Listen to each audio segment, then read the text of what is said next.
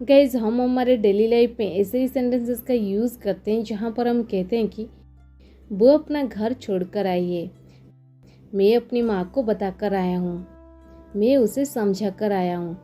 So guys इस प्रकार की छोटे छोटे वाक्यों को हम हिंदी में तो बड़ी आसानी से बोल लेते हैं, बट इसे इंग्लिश में कैसे कहेंगे, इसके लिए कौन से स्ट्रक्चर की यूज़ करेंगे आज के इस वीडियो में हम सीखने वाले हैं। इस प्रकार के सेंटेंसेस को इंग्लिश में कहने के लिए आपको पहले उसके सेंस को समझना पड़ेगा। देखिए एक एग्जाम्पल लेते हैं और इसको समझने की कोशिश करते हैं। पहला एग्जाम्पल है, मैं अपनी माँ को बताकर आया हूँ। इसका मतलब क्या होता है?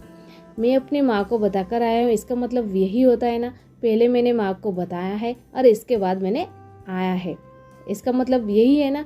तो ये जो मैंने आया है, ये क्या मैंने ऑलरेडी आ चुका हूँ, इसका मतलब यही है।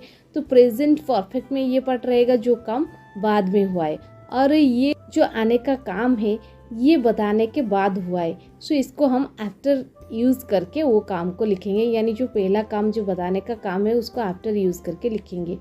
सो गाइस चलिए इसका कंप्लीट स्ट्रक्चर देख लेते हैं। पहले आपको लिखना पड़ेगा सब्जेक्ट, इसके बाद हैज़ या फिर हैव, इसके बाद आपको लिखना पड़ेगा कम के बाद आफ्टर के बाद आपको यूज़ कर देंगे वर्ब की आईएनजी फॉर्म। क्यों यूज़ करना है? क्योंकि आफ्टर एक प्रीपोजिशन है। ओके, प्रीपोजिशन के बाद हमेशा वर्ब की आईएनजी फॉर्म यूज़ होता है, इसके बाद ऑब्जेक्ट। चलिए कुछ एग्जाम्पल के मदद से इसे और भी बेहतर समझने की कोशिश करते हैं। मैं अपनी माँ को बताकर आया हूँ, I have come after telling my mother.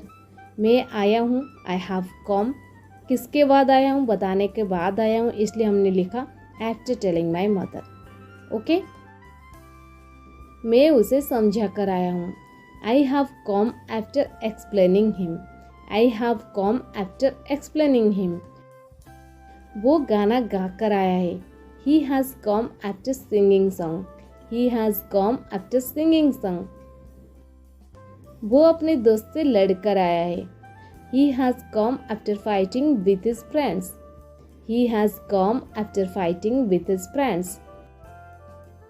वो अपना घर छोड़कर आई है, she has come after living her home.